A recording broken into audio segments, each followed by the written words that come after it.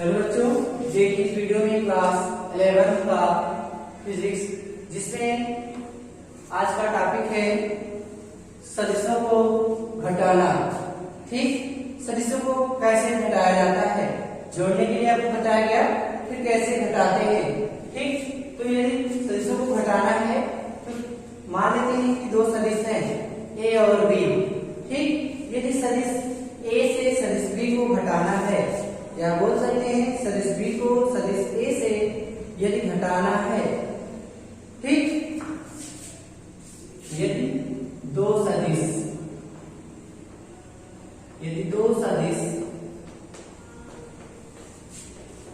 Vector A और B हैं,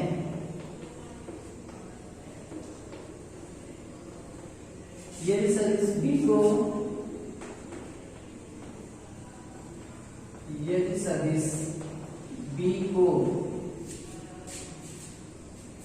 सदिश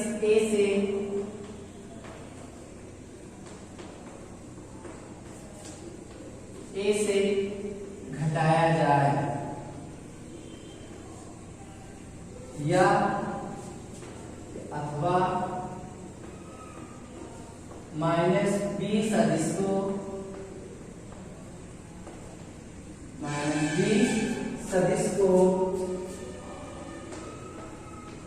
सदिश ए में या सदिश ए के साथ जोड़ा जाए। तो देखिए दोनों स्थिति में एक ही चीज है। यदि दो सदिश ए और बी है और सदिश बी को सदिश ए के साथ और सदिश बी को सदिश ए से घटाया जाए, अथवा माइनस बी सदिश को ए के साथ जोड़ा जाए, दोनों एक ही चीज है। ए के साथ बी को घटाया जाए तो vector A minus vector B होगा। ठीक, फिर क्या कहा जा रहा है, माइनस बी को ए के साथ जोड़ा जाए, तो वेक्टर ए के साथ माइनस बी को जोड़ा जाए, तो दोनों एक ही चीज है। ठीक, ए में बी को घटाया जाए या माइनस बी को ए में जोड़ा जाए। ठीक, इसके लिए सबसे पहले सदिश ए खींचते हैं। ठीक, फिर यहाँ पर देखिए जोड़ते रहे या ना घटाते हैं, और यहाँ पर मान लेते हैं सदिश बी है, ए है और ये बी है। ठीक, क्या करना है, घटाना है या माइनस बी को जोड़ना है। तो माइनस बी को प्राप्त करने के लिए, ठीक, एक तो वेक्टर बी है, लेकिन यदि कहा जाए माइनस बी सदिश, तो माइनस बी सदिश को प्राप्त करने के लिए हम क्या करते हैं कि सदिश ए और सदिश बी को उत्क्रमित करते हैं। देखिए सदिश बी का तीर का मुख जो है ऊपर की तरफ है इस चित्र में, लेकिन इसमें क्या है, इसको मान लेते हैं ए है चित्र, इसमें बी मान लेते हैं। ठीक, इसमें क्या है, बी का तीर नीचे की तरफ है, इसका मतलब वेक्टर बी को उत्क्रमित किया जा रहा है, उसको उल्टा किया जा रहा है। ठीक, अब क्या करना है, सदिश बी को सदिश ए के साथ जोड़ना है, या कह सकते हैं माइनस बी को सदिश ए के साथ जोड़ा जाए। तो इसका मतलब सदिशों को घटाना है, इसके लिए दो सदिश माने हैं ए और बी। तो सदिश बी को उत्क्रमित करने, माइनस बी सदिश को उत्क्रमित करके हम प्राप्त करते हैं। ठीक, तो सदिश बी को उत्क्रमित करने पर माइनस बी प्राप्त होता है। इस प्रकार सदिश ए और सदिश बी, ठीक, और एक उसका होगा परिणामी आर।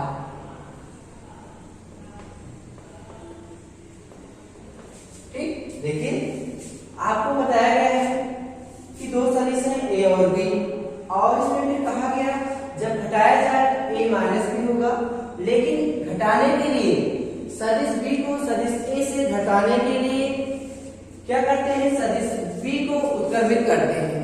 ठीक, सदिश बी को जब उत्क्रमित करते हैं तो माइनस बी सदिश प्राप्त होता है। ठीक, तो बी को या माइनस बी सदिश को प्राप्त करने के लिए सदिश बी को उत्क्रमित किया जाता है। इस प्रकार सदिश ए पहले खींचा जाता है, फिर सदिश ए की शीर्ष से माइनस सदिश बी को खींचते हैं, फिर इसका जो परिणामी होता है वह वेक्टर ए की भुज से खींचते हैं। ठीक, जो परिणामी वेक्टर आर जो होता है वह दोनों सदिश, देखिए दोनों सदिश क्या है, ए और माइनस बी, ठीक, वह उनके योग के बराबर है। लेकिन यहाँ पर अब क्या होगा, हमें प्राप्त होगा आर बराबर ए और हम प्लस माइनस का गुणा हो जाएगा तो माइनस हो जाएगा। ठीक, इसी को कहा जाता है सदिशों को घटाना। ठीक, तो सदिशों को घटाने के लिए एक सदिश को क्या करते हैं, उत्क्रमित कर देते हैं, मतलब उल्टा कर देते हैं। जैसे जब हम लोग योग में पढ़ रहे थे सदिश ए था और जब जोड़ते थे तो सदिश ए के ऊपर से ऐसे बी को खींचा जा रहा था। ठीक, तो यहाँ से जो प्राप्त होता था यह इनका योग प्राप्त होता था।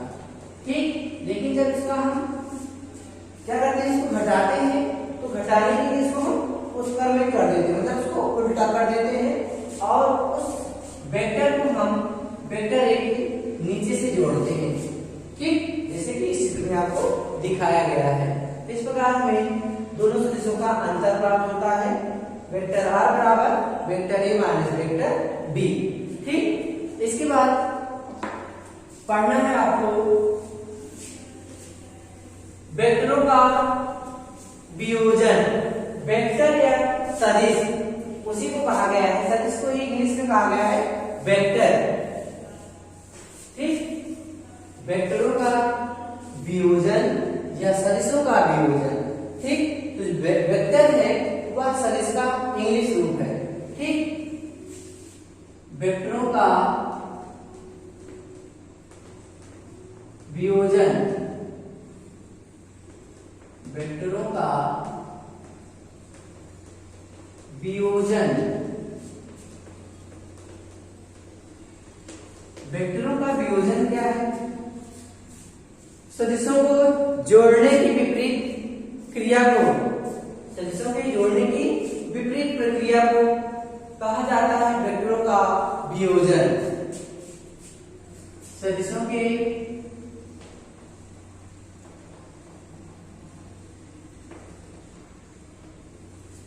जोड़ने की विपरीत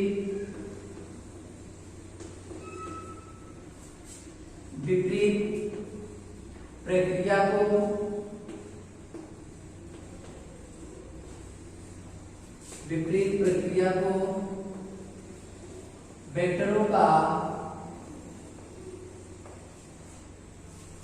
वेक्टरों का वियोजन कहते हैं।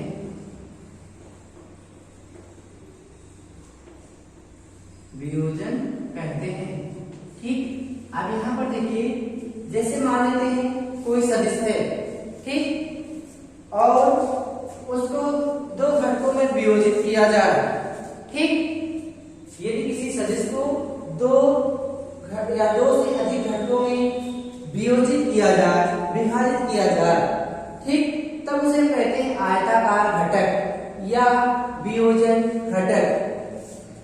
देखिए, यदि किसी सदिश को वेक्टर को दो से अधिक या दो घटकों में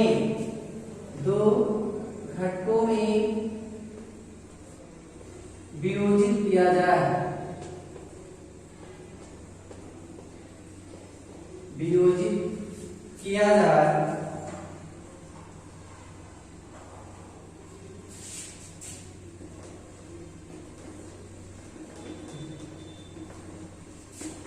तो उसे आयताकार घटक कहते हैं। आयताकार घटक कहते हैं। ठीक, यदि किसी सदिश को दो घटकों में वियोजित किया जाए तो उसे आयताकार घटक कहते हैं। ठीक, जैसे हम मान लेते हैं कोई सदिश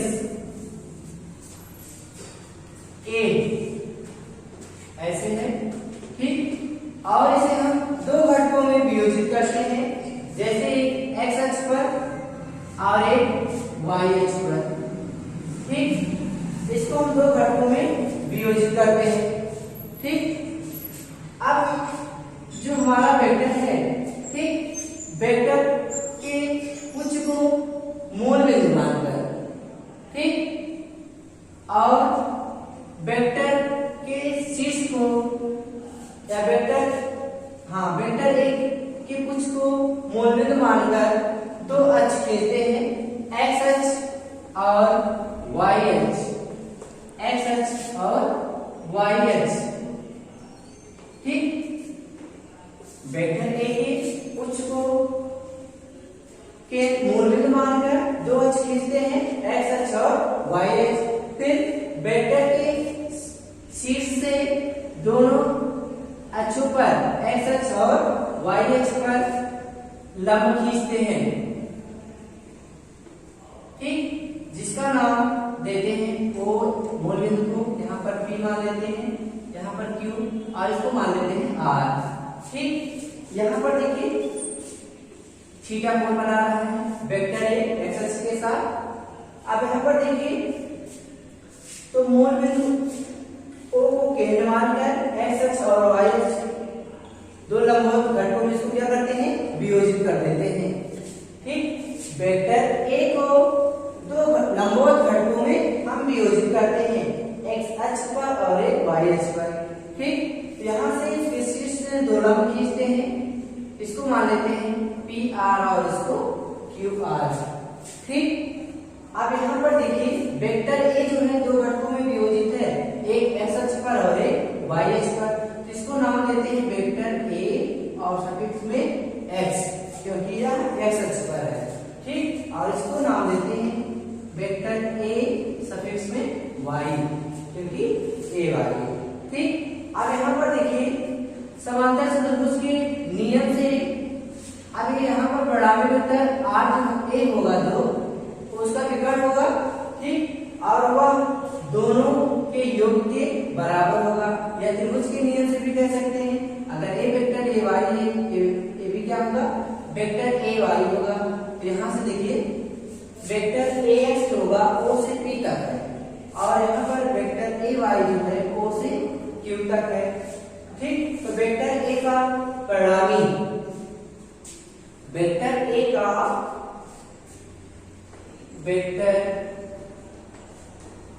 का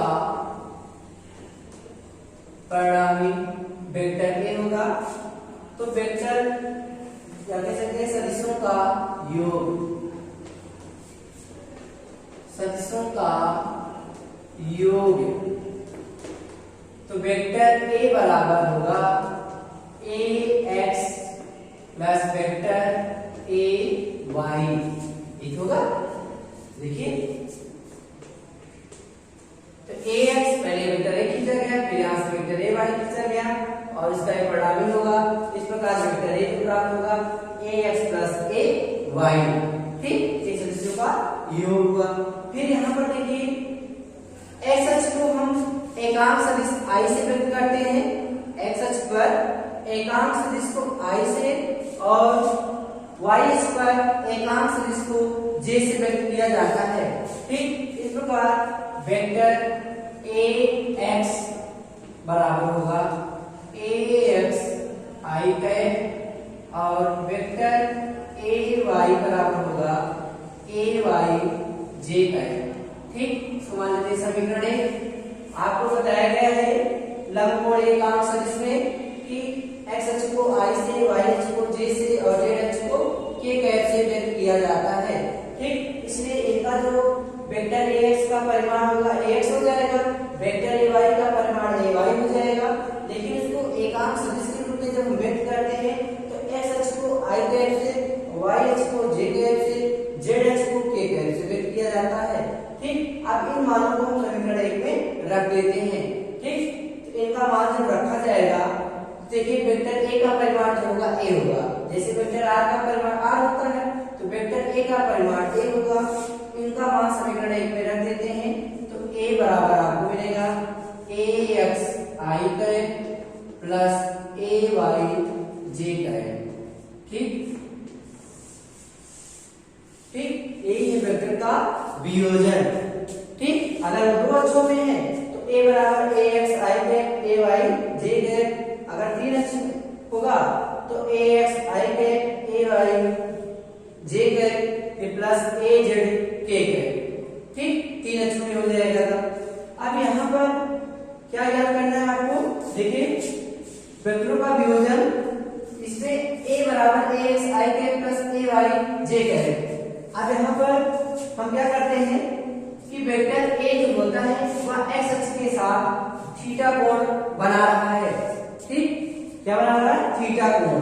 यहाँ से त्रिभुज OPR में देखते हैं जिसमें वेक्टर a x अक्ष के साथ थीटा कोण बनाता है। ठीक, तो थीटा कोण जब बनाएगा, यहाँ से देखिए cos थीटा बराबर होता है आधार बटे कर्ण। तो आधार इसमें OP और कर्ण होगा OR, तो cos थीटा बराबर मिलेगा OP का मान मतलब AX और OR का हो जाएगा A। मतलब AX वेक्टर AX का परिमाण AX, वेक्टर A का परिमाण A। ठीक, यहां से मिलेगा AX बराबर A cos थीटा। ठीक, मतलब ये दो घटकों में जब वियोजित होता है, एक क्षैतिज घटक होता है एक ऊर्ध्व घटक, तो क्षैतिज घटक में हमें A cos थीटा प्राप्त होता है। इसी प्रकार AY जब निकाला जाएगा तो A sin थीटा से निकालते हैं। sin थीटा बराबर लंब बटे कर्ण, तो sin थीटा बराबर लंब बटे कर्ण, यहाँ से sin थीटा बराबर लंब बटे कर्ण, यहाँ पर थीटा बन रहा है तो लंब हमारा A होगा, यहाँ पर OQ बटे कर्ण OR।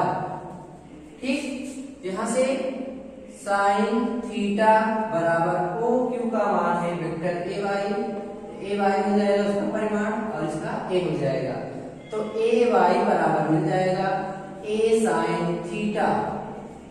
इसको मान लेते हैं समीकरण 2 और इसको मान लेते हैं समीकरण 3। ठीक, अब देखिए वेक्टर A का परिमाण निकालना है हमें, तो वेक्टर A बराबर भी निकाला गया ax i cap plus ay j cap. ठीक, ये तो दो घटकों में विभाजित हुआ।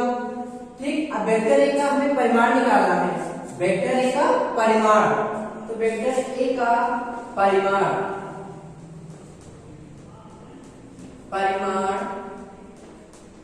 ज्ञात करने के लिए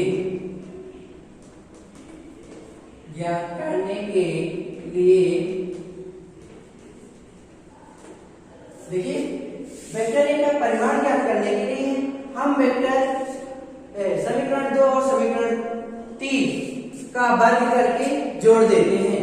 ठीक, तो समीकरण 2 और 3 का समीकरण 2 और 3 का वर्ग करके जोड़ने पर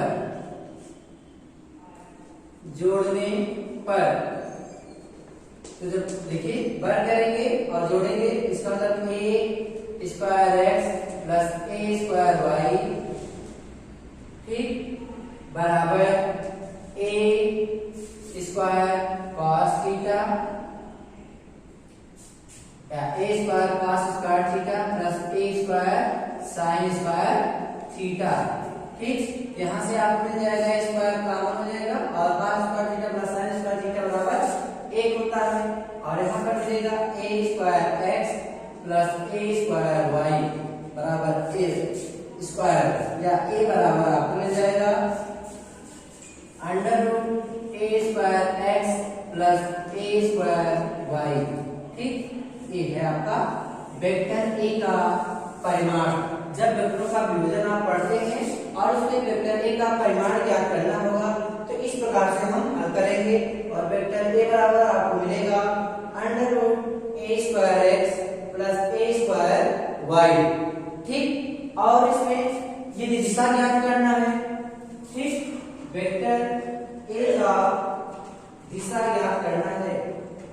ठीक, तो दिशा ज्ञात करने के लिए यहाँ पर समीकरण 3 में समीकरण 2 से भाग करते हैं।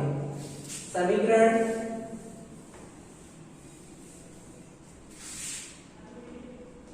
वेक्टर A की दिशा ज्ञात करने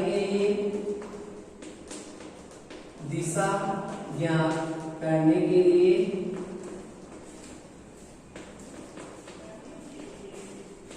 समीकरण 2 में, समीकरण 3 में समीकरण 2 से भाग करते हैं।